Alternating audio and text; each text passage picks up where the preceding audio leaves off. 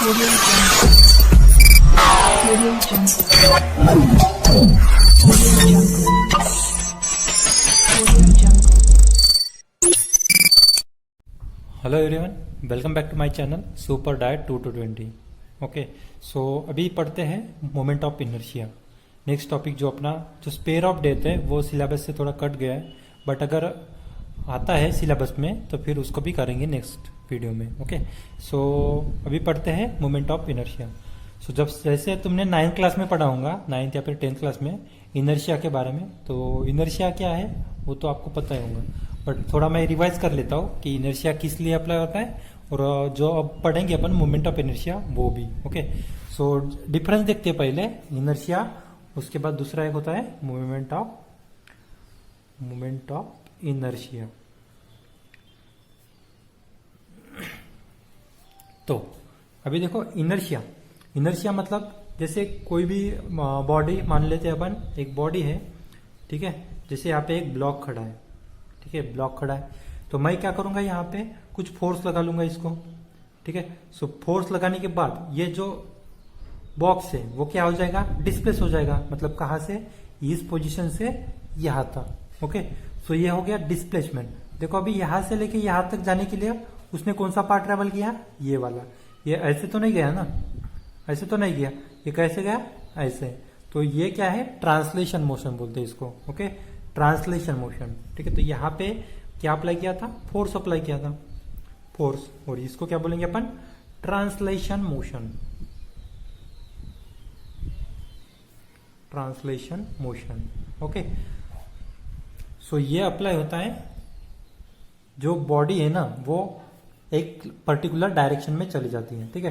सो inertia को तुम ऐसे भी लिख सकते हो, मतलब किसको, इनर्शिया को एक डायरेक्शन भी शो कर सकता है वो।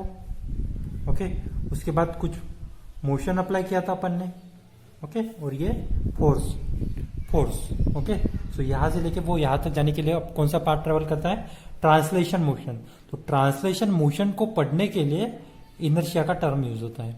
ओके, ट्रांसलेशन को पढ़ने के लिए इनर्शिया का यूज होता है। ओके, अभी यहाँ पे देखो जो बॉडी है यहाँ से, ठीक है, तो ये ऐसे रोटेशन में घुमाए क्या, जैसे अपन जैसे तुम्हारे पास डोर है तुम्हारे घर में। ओके, जैसे डोर है तो डोर को क्या करते हो अपन, जैसे देखो यहाँ पे मैं स्केल लेता हूँ, ये वाला, ओके, स्केल को, तो डोर को जैसे तुम क्या करते हो, यहाँ पे हुक लगा लेते हो इस डायरेक्शन में, तो जो डोर है वो कैसे ऐसे ऐसे घूमता है, ठीक है। मतलब यहाँ पे लिया सेंटर ऑफ मास, मतलब यहाँ पे हुक लगा लिया तुमने ऐसे, ओके, और जो डोर है वो ऐसे ऐसे घूमता है, ठीक है। तो इसका जो स्टडी करने के लिए जो प्रिंसिपल आता है ना, उसको ही क्या बोलेंगे अपन, मोमेंट ऑफ इनर्शिया। ओके, या फिर क्या कर सकते हो तुम, जैसे यहाँ पे देखो मेरे पास एक पेन है, ठीक है। सो पेन को मैंने यहाँ पे रख लिया, ठीक है, तो ये कैसे रोलिंग डाउन में ऐसे रोटेशनल होते होते होते नीचे तक आ गया, ठीक है। सो जो मोमेंट ऑफ इनर्शिया है वो किस लिए है, जो रोटेशनल बॉडीज है ना उसकी स्टडी करने के लिए अपन ये वाला टर्म लेते हैं, मोमेंट ऑफ इनर्शिया। ओके, सो अगर मुझे इसको डिफाइन करना है, ओके, सो मुझे अगर इसको डिफाइन करना है तो मैं क्या लिख सकता हूँ, ऐसे directly formula I equal to integration of r square d m. Okay, ये डायरेक्ट फार्मूला है थोड़ा सा, तो आप इसको याद रख लेना, या फिर दूसरा भी एक फार्मूला होता है, आप उसको भी याद रख सकते हो, बट फिलहाल के लिए इसको याद कर लो, ठीक है। सो उसके बाद देखो यहाँ पे, अभी यहाँ पे क्या, जैसे जो डोर है ना, डोर ये वाला, ठीक है, और यहाँ पे हुक लगा लिया, सो ये कैसे ऐसे ऐसे घूमेगा, ऐसे ऐसे घूमेगा। सो देखो ऐसे तो डायरेक्टली तो ऐसे घूम नहीं सकता ना, मुझे क्या करना पड़ेगा, उसके ऊपर भी एक फोर्स लगाना पड़ेगा, ठीक है। तो उस फोर्स को ही बोलेंगे टॉर्क, ठीक है। उस फोर्स को क्या बोलते हैं, टॉर्क। जैसे लीनियर या फिर ट्रांसलेशन मोशन है, उसमें कौन सा जब फोर्स अप्लाई किया था अपन ने, तो उसको क्या बोला था अपन ने, फोर्स ही बोला था। ओके, और यहाँ पे क्या हो जाएगा, उसको क्या बोलेंगे, टॉर्क। ओके, सो टॉर्क क्या होता है वो पहला जो लेक्चर था उसमें पढ़ा था, ठीक है। या फिर ऐसे भी हो सकते हो, जैसे कोई भी बॉडी है जिसको मुझे रोटेट करना है, ठीक है, सो मैं कौन सा फोर्स लगाऊंगा, टॉर्क। ओके, सो तुम ऐसे भी बोल सकते हो। तो यहाँ पे क्या बल लगेगा, टॉर्क। Okay, torque. और ये जो सिस्टम है, जो मोमेंट ऑफ इनर्शिया, वो किस लिए यूज कर सकते हैं अपन, जो रोटेशनल बॉडीज हैं या फिर रोटेशनल मोशन की स्टडी करना है तो मैं क्या करूंगा, मोमेंट ऑफ इनर्शिया, ठीक है। इसको दूसरा एक फार्मूला है, मतलब I equal to summation of m i into r i का स्क्वायर, ऐसे भी लिख सकते हो। तो ये दो फार्मूले से रिप्रेजेंट कर सकते हो इसको, ओके। उसके बाद देखो moment of inertia as a analog quantity for mass, ये वाला पढ़ेंगे क्वेश्चन, ठीक है। अगर आपके पास नोट्स है तो आप नोट्स से भी देख सकते हो, ओके। सो जैसे ये कंसेप्ट पढ़ना है मुझे, क्या पढ़ना है मुझे, moment of inertia has an analogous quantity for mass, okay. अभी हेडिंग देखकर आपको मतलब थोड़ा कंफ्यूजन आ जाएगा, ओके। बट जो कंसेप्ट है ना ये बहुत ही इजी कंसेप्ट है, ठीक है। सो यहाँ पे क्या करेंगे, एक रिजिड बॉडी कंसिडर कर लेंगे, ठीक है। मान लेते कोई भी ऐसी रिजिड बॉडी कंसिडर कर लेंगे, ओके। और अगर मुझे इसका मोमेंट ऑफ इनर्शिया निकालना है, ठीक है, सो मैं क्या करूंगा, सेंटर से एक लाइन खींचूंगा इसके बीच में, ओके, सेंटर से, ठीक है। ये तो 2D वाला केस है, बट अपने को 3D वाला केस लेना है, ठीक है। सो देखो यहाँ पे एक सेंटर है और जो ये रोटेशनल बॉडी है वो ऐसे मूव हो रही है, ठीक है। सो यहाँ पे कुछ पार्टिकल होंगे, मान लेते इसको m1, उसका कुछ मास हो जाएगा, पार्टिकल नंबर 1, ठीक है। उसके बाद यहाँ पे कंसिडर करता हूँ मैं m2, ठीक है, m1, m2, m3 up to mn, ठीक है। तो थर्ड लेता हूँ मैं mm। तो ऐसे डिफरेंट टाइप के पार्टिकल होंगे वहां पे, ठीक है। सो जो पार्टिकल है वो तो रेस्ट पे नहीं रहेंगे ना, वो तो रेस्ट पे नहीं रहेंगे, उसकी कुछ भी वेलोसिटी जाएगी। तो मान लेते इसको v1 वेलोसिटी है, इसकी वेलोसिटी है v2, इसकी वेलोसिटी है v3, ठीक है। देखो अभी यहाँ पे डायरेक्शन v1 का डायरेक्शन इधर जा रहा है ना, ठीक है। सो जो ये बॉडी है मैंने 3D डायमेंशन में ऐसे उसको रख लिया, ठीक है। सो देखो ये जो बॉडी है ना वो ऐसे घूम रही है, वो ऐसे घूम रही है, सेंटर के अबाउट ऐसे घूम रही है, ठीक है। सो मैं यहाँ पे क्या करता हूँ, राइट हैंड रूल यूज करता हूँ, ठीक है। तो राइट हैंड मतलब थंब रूल, ठीक है। सो देखो यहाँ पे ऐसे ऐसे घूम रही है, तो जो कर्व फिंगर है ना, ठीक है, मैं उसको भी ऐसे मोड़ देता हूँ। सो ऊपर में क्या आता है, ये थंब आ रहा है ना, ठीक है। सो ये डिनोट करता है एंगुलर वेलोसिटी को, ये डिनोट करता है एंगुलर वेलोसिटी को। तो जो एंगुलर वेलोसिटी है वो ऐसे घूम रही है, ठीक है। आप इसको ऐसे भी लिख सकते हो ओमेगा, ठीक है। एंगुलर वेलोसिटी को ओमेगा जैसे रिप्रेजेंट करते हैं ना अपन, ठीक है। सो वो ऐसे घूम रही है, ठीक है। सो अभी देखो कंसिडर किया था अपन ने क्या, एक रिजिड बॉडी वो रोटेट हो रही है विथ कांस्टेंट एंगुलर स्पीड, वो एंगुलर स्पीड से ऐसे कांस्टेंट एंगुलर जो वेलोसिटी है ना उसको मूव हो रही है about and perpendicular to the plane of paper, ठीक है। सो वो प्लेन ऑफ पेपर से वो ऐसे मूव हो रही है ऐसे, ओके। उसकी कुछ काइनेटिक एनर्जी होगी अभी, ठीक है। हर एक पार्टिकल की कुछ काइनेटिक एनर्जी है, ओके। तो मैं ये एक लेता हूँ, ठीक है। तो पहला जो पार्टिकल है यहाँ से, ठीक है, तो काइनेटिक एनर्जी का फार्मूला है क्या है, हाफ ऑफ एम वी का स्क्वायर, यही होता है ना काइनेटिक एनर्जी का फार्मूला। बट मैं क्या करता हूँ पार्टिकल 1 के लिए, सो m1 हो जाएगा और ये v1, ओके। सो फर्स्ट जो लेक्चर हुआ था अपन पढ़े थे उसमें जो लीनियर वेलोसिटी का रिलेशन क्या था, v equal to r omega, ये पढ़ा था ना अपन ने, ओके। सो मैं क्या करता हूँ आर ओमेगा की वैल्यू यहाँ पुट कर देता हूँ। सो क्या बन जाएगा, हाफ ऑफ m1 r1 का स्क्वायर ओमेगा 1 का स्क्वायर, इतना बन जाएगा, ठीक है। सो ये किसके लिए है, फर्स्ट पार्टिकल के लिए। इक्वेशन नंबर 1 देते हैं इसको E1, ठीक है। सिमिलरली सेकंड पार्टिकल के लिए अगर मुझे कैलकुलेट करना है सेकंड पार्टिकल के लिए, तो क्या हो जाएगा, E2 equal to half of m2 r2 omega तो कांस्टेंट है ना, देखो एक ही है, कांस्टेंट है तो उसको ओमेगा ही मान लेते हैं, ओके। सो ओमेगा का स्क्वायर, सो इसको देते हैं इक्वेशन नंबर 2, ठीक है। ये फर्स्ट पार्टिकल है, सेकंड पार्टिकल है। अभी जो n पार्टिकल है, ठीक है, n पार्टिकल मतलब ये en के लिए क्या हो जाएगा, हाफ ऑफ mn rn का स्क्वायर इंटू ओमेगा का square, equation number 3, okay. So ये फर्स्ट सेकंड और ये nth पार्टिकल के लिए मैंने लिख लिया, ओके। सो अभी लेते total kinetic energy. Total kinetic energy calculate करना है ना मुझे। सो टोटल काइनेटिक एनर्जी का फार्मूला क्या होता है? Total kinetic energy, total kinetic energy अगर मुझे कैलकुलेट करना है किसका? ये रोटेशनल जो बॉडी है उसका। सो मैं क्या करता हूँ, जो पूरे एनर्जी ना उसको ऐड करता हूँ, E1 plus E2 plus E3 okay up to En okay. उसके बाद देखो जो equation number 1, equation number 2, equation number 3 इस इक्वेशन में पुट कर देते हैं। सो क्या बन जाएगा? Half of M1 R1 into omega का square plus M2 half of M2 R2 omega का स्क्वायर ओके, R2 का स्क्वायर रहेगा ओके। उसके बाद प्लस अप टू जो लास्ट वाला है पार्टिकल उसको कंसिडर करते हैं, half of M N RN का स्क्वायर ओमेगा का स्क्वायर ओके। तो अभी यहाँ पे देखो हाफ ऑफ ओमेगा स्क्वायर ये कॉमन कर लेते हैं ठीक है।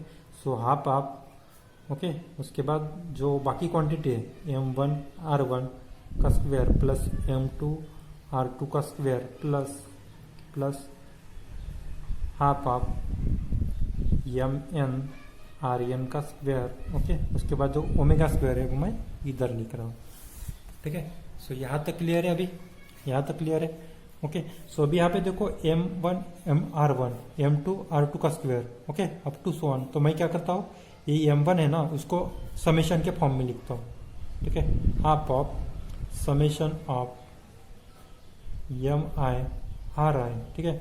जो I है, I मतलब कहाँ से है? 1 से लेके N तक है, मतलब 1 से लेके N तक है। तो मैं यहाँ पे N into R square into omega का स्क्वायर ठीक है। सो जब से पहले यहाँ पे देखो पढ़ लिया था अपन ने moment of inertia for rotational body क्या था? I equal to summation of MI into RI का स्क्वायर ठीक है। सो इसकी जगह मैं क्या लिख सकता हूँ? I ठीक है। सो क्या हो जाएगा? Half of I omega square. So E equal to half of I omega square. यही है किसके लिए? Moment of inertia as a analogue quantity for a mass ठीक है। सो ये तुमको पूछ सकता है 3 मार्क के लिए ठीक है, 3 या 2 मार्क के लिए ये वाला क्वेश्चन पूछ सकता है। इंपॉर्टेंट क्वेश्चन है ये वाला ठीक है। सो ये निकल जाएगा। उसके बाद देखो मोमेंट ऑफ इनर्शिया देखेंगे फॉर वेरियस बॉडीज। तो अभी पढ़ते हैं moment of inertia of a uniform ring ठीक है। सो यूनिफॉर्म रिंग यानी क्या होता है? जैसे यहाँ पे देखो मेरे पास एक वायर है ना ठीक है। ये वायर को मैं क्या करता हूँ, ऐसे मोड़ता हूँ और यहाँ पे टच कर लेता हूँ ओके। टच करने के बाद देखो यहाँ पे ऐसा ठीक है एक सर्कल बन गया ठीक है। मतलब इसको क्या बोलेंगे? एक यूनिफॉर्म रिंग ठीक है। जैसे या फिर ये भी बोल सकते हो तुम, जैसे तुम्हारे हाथ में वो रिंग रहती है ना ठीक है, उसका भी एक एग्जाम्पल लिख सकते हैं okay. So moment of inertia of uniform ring ये कैलकुलेट करते हैं। Moment of inertia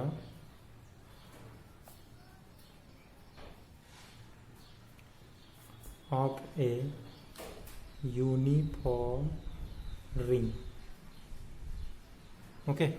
so uniform ring, तो उसके लिए क्या कंसिडर करना पड़ेगा? मुझे एक रिंग कंसिडर करना पड़ेगा। सो मैं यहाँ पे एक रिंग कंसिडर कर लेता हूँ, सर्कल ओके। सो मुझे अभी कैलकुलेट कहाँ पे करना है? सेंटर पे ओके। तो सेंटर से मैं एक लाइन खींच देता हूँ ऐसे ओके, ऐसे खींच देता हूँ मैं एक लाइन। तो जो ये यहाँ पे कुछ पार्टिकल होंगे, कहाँ पे पार्टिकल होंगे? यहाँ पे। सो इसका कुछ वेलोसिटी होंगी वो इधर डायरेक्शन, कुछ इधर, कुछ ऐसे ठीक है, ऐसे मूव होंगे। सो मैं क्या करता हूँ, राइट हैंड रूल यूज कर लेता हूँ। सो राइट हैंड रूल यूज करने के बाद देखो ऐसे कर्व ऐसे मूव करूंगा तो ऊपर की डायरेक्शन में क्या है? ये ठीक है। सो इस डायरेक्शन में वो एंगुलर वेलोसिटी मूव हो रही है ठीक है, omega.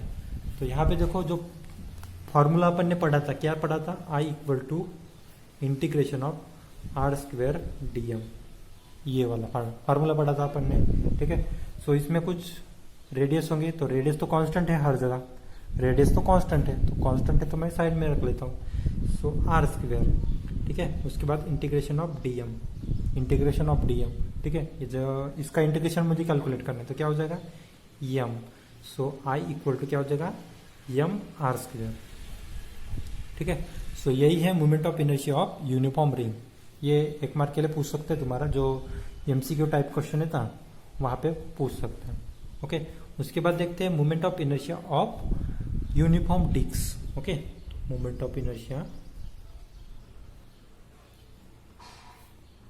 Of a uniform disc. Okay, ये वाला पढ़ेंगे।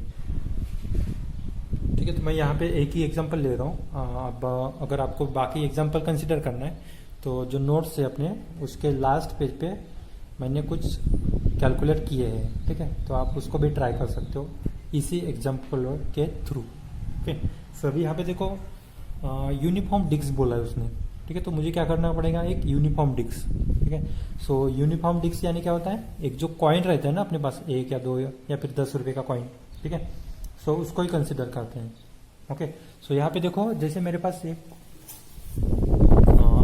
ये जो है, ठीक है, ये वाला है ना मेरे पास विक्स। ठीक है, सो यहाँ पे देखो अगर मुझे इसका मोमेंट ऑफ इनर्शिया कैलकुलेट करना है। Okay, so moment of inertia calculate करना है तो मैं क्या करूंगा, इसका कुछ मास कंसिडर कर सकता हूँ। ओके, उसके बाद उसका रेडियस, ठीक है, रेडियस और मास यही कैलकुलेट करना पड़ेगा। उसके बाद इसका कुछ वॉल्यूम भी हो जाएगा, सो वॉल्यूम भी कंसिडर कर सकता हूँ। ओके, सो देखो अभी यहाँ पे मैं क्या कंसिडर करता हूँ, यूनिफॉर्म डिस्क। ठीक है, तो यूनिफॉर्म डिस्क कंसिडर कर ले क्या करना पड़ेगा, ऐसे मुझे डायग्राम बनाना पड़ेगा। यूनिफॉर्म डिस्क बोला है ना उसने, तो ये पूरा जो है ना, जो बीच वाला पोर्शन वो शेडेड पोर्शन रहेगा। ठीक है, तो शेडेड पोर्शन कैलकुलेट निकाल लेते हैं अपन यहाँ पे।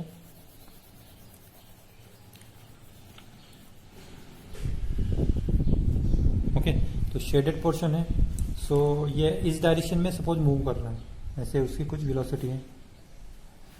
ठीक है, वो ऐसे कुछ घूम रहा है। ओके, और मुझे इसका मोमेंट ऑफ इनर्शिया वो किसके रिस्पेक्ट में कैलकुलेट करना है, एक सेंटर से। ओके, सेंटर के रिस्पेक्ट में मुझे कैलकुलेट करना है।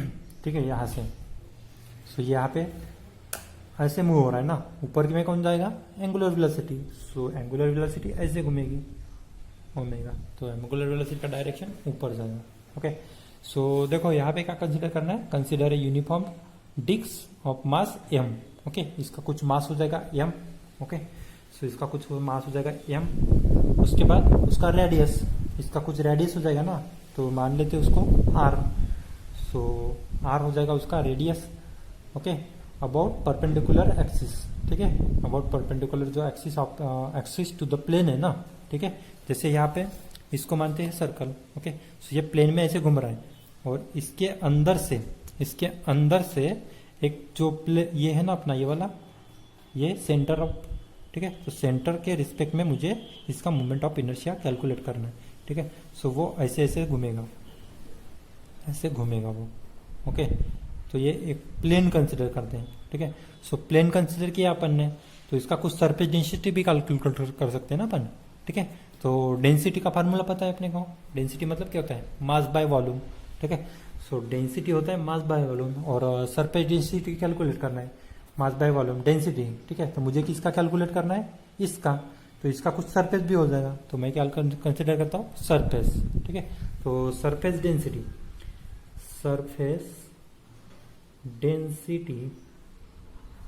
Okay, surface density equal to क्या हो जाएगा, इसको सिग्मा से डिनोट करेंगे अपन। ओके, इसका जो फार्मूला होता है क्या होता है, mass by volume.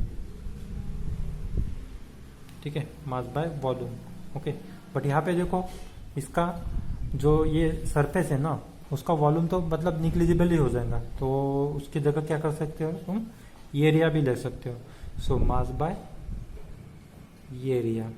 Okay, mass by area ही लेंगे, क्योंकि पूरा जो सरफेस है ना वो एक प्लेन सरफेस जैसा ही है, सो इसका लेंगे एरिया। ठीक है, सो एरिया ऑफ ये किसका, डिस्क। एरिया ऑफ डिस्क क्या होता है, पाई आर स्क्वायर होता है ना। ठीक है, सो मास m लिया था और एरिया क्या है, पाई आर स्क्वायर। ठीक है, सो इक्वेशन नंबर इसको 1 देंगे। ठीक है, सो अभी देखो यहाँ पे जैसे ये कंसिडर किया था ना अपन ने, सो इसमें ये तो डायरेक्टली ऐसे बन नहीं सकता ना। ठीक है, तो इसको बनाने से पहले क्या किया होगा, यहाँ पे नंबर ऑफ रिंग ऐसे कंसिडर किया होंगे। ठीक है, नंबर ऑफ रिंग ऐसे, जैसे यहाँ पे देखो ना ये सर्कल है, तो यहाँ पे कुछ नंबर ऑफ ऐसे सर्कल होंगे, तभी तो वो डिस्क बन गई ना यहाँ पे। सो क्या कंसिडर करना पड़ेगा, एक एलिमेंटरी रिंग कंसिडर करना पड़ेगा, ठीक है। मुझे छोटा सा छोटा कैलकुलेट करना है, ठीक है। तो यहाँ पे देखो मैं कंसिडर करता हूँ रिंग, उसके बाद एक छोटी सी रिंग कंसिडर कर देता हूँ, ठीक है। छोटी सी रिंग मतलब उसका छोटा सा पार्ट कंसिडर करता हूँ, ओके। सो यहाँ पे मैंने कंसिडर किया ए वाला रिंग, तो इसका कुछ रेडियस हो जाएगा, क्या हो जाएगा, डी आर, मान लेते हैं डी आर, ठीक है। उसका कुछ मास हो जाएगा, ठीक है। तो मास क्या है, डी एम, ओके। मास क्या है, डी एम, ओके।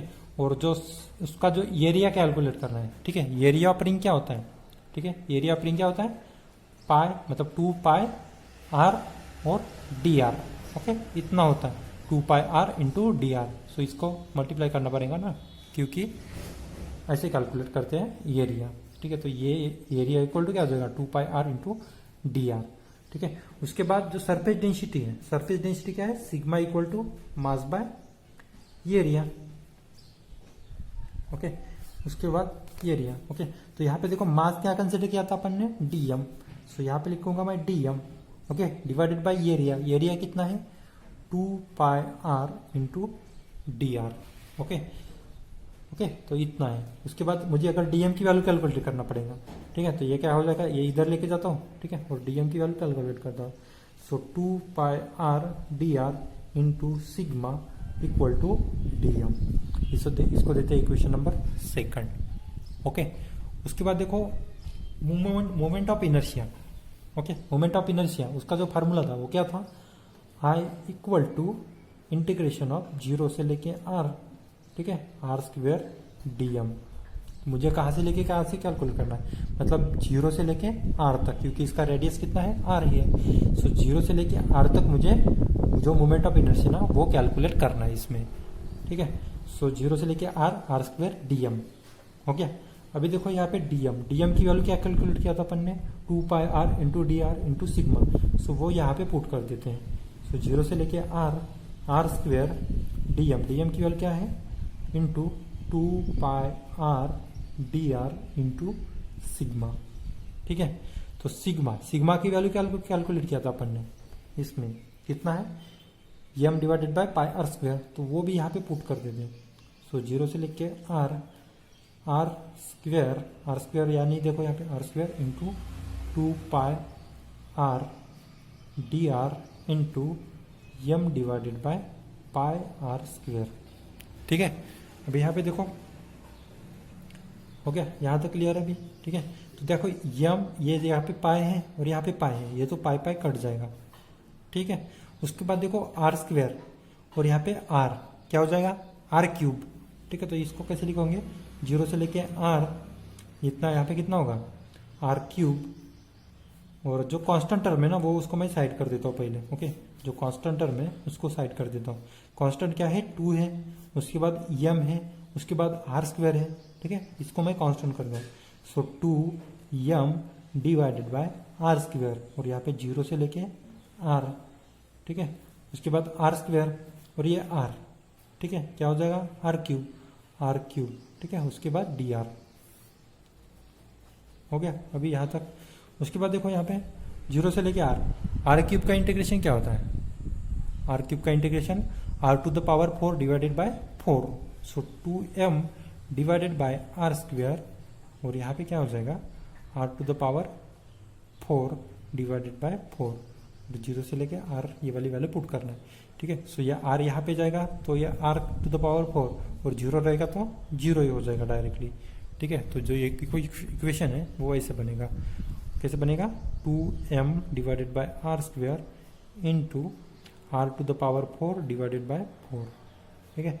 सो अभी यहाँ पे देखो इस टर्म को रीअरेंज करते हैं, यहाँ से 4 है ना, सो 4 कट जाएगा, यहाँ से 2 कट जाएगा, तो यहाँ पे कितना बचेगा, 2, ओके। आर स्क्वेयर कट जाएगा और यहाँ पे आर का पावर 4। सो जो लास्ट टर्म है वो कैसे बनेगा, half of M R square, okay. So यही है moment of inertia for uniform circular disc. So same तरीके से तुमको बाकी को भी जो है ना, जैसे कोई भी ऑब्जेक्ट है, ठीक है, जैसे सर्कुलर रिंग है, इसका भी तुमको कैलकुलेट कर सकते हो, ठीक है। तो अभी देखते हैं जो इम्पोर्टेंट एक टर्म है ना, रेडियस ऑफ गायरेशन, वो वाला पढ़ते थे, okay. So radius of gyration है, ठीक है। तो उसको आपको अगर डिफाइन करना है तो वो कैसे डिफाइन करोगे?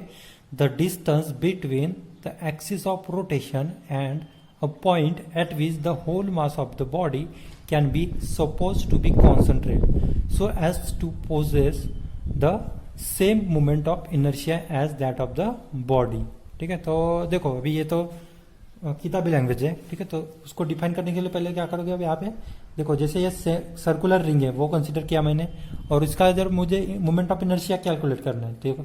ओके, सो मैं ये जो सेंटर वाला है ना, ठीक है, यहाँ पे कुछ एक्सिस कंसीडर कर लूंगा और ये जो सेंटर है उससे पास कर लूंगा, इसके सेंटर से पास कर लूंगा। ओके, सो यहाँ से लेके यहाँ तक उसका कुछ डिस्टेंस हो जाएगा, ठीक है, इसका कुछ डिस्टेंस हो जाएगा। सो ये डिस्टेंस को ही क्या बोलेंगे अपन? रेडियस ऑफ गायरेशन, ठीक है। सो रेडियस ऑफ गायरेशन को डिफाइन करते हैं I/m² ओके, ऐसे हो जाएगा। जो अपना फार्मूला था ना, क्या था फार्मूला अपना? फार्मूला क्या? फार्मूले के थ्रू भी अपन इसको कैलकुलेट कर सकते हो। तो फार्मूला क्या था? I=r²dm, यही था ना। ओके, सो यहाँ पे रेडियस है, रेडियस की वैल्यू क्या है? उसने k लिया है, ठीक है। सो यहाँ पे k², okay, integration of dm, integration of dm कितना होता है? m ही होता है ना। सो m² I=mk², ओके। इसका हो गया मोमेंट ऑफ इनर्शिया, और रेडियस ऑफ गायरेशन की वैल्यू कैलकुलेट करना है, ठीक है। तो मुझे क्या कैलकुलेट करना होगा? k की वैल्यू, ओके। सो k की वैल्यू कैसे कैलकुलेट करेंगे? I/m=k², हो गया। उसके बाद देखो k की वैल्यू कैलकुलेट करना है, तो k इक्वल टू क्या हो जाएगा? √I/m, ठीक है। तो यही है रेडियस ऑफ गायरेशन, जो इसका ऐसा यूनिट है। अभी देखो ये क्या है? रेडियस है, तो रेडियस किस में मेजर करते हैं? मीटर में। तो ऐसा यूनिट क्या हो जाएगा? Metre, okay. और उसका डायमेंशन होता है m0 L1 T0, okay. So यही है रेडियस ऑफ गायरेशन। तो इतना ही पढ़ना पड़ता है इसको, ओके। उसके बाद देखो थ्योरम ऑफ पैरेलल एक्सिस, वो पढ़ेंगे, ठीक है।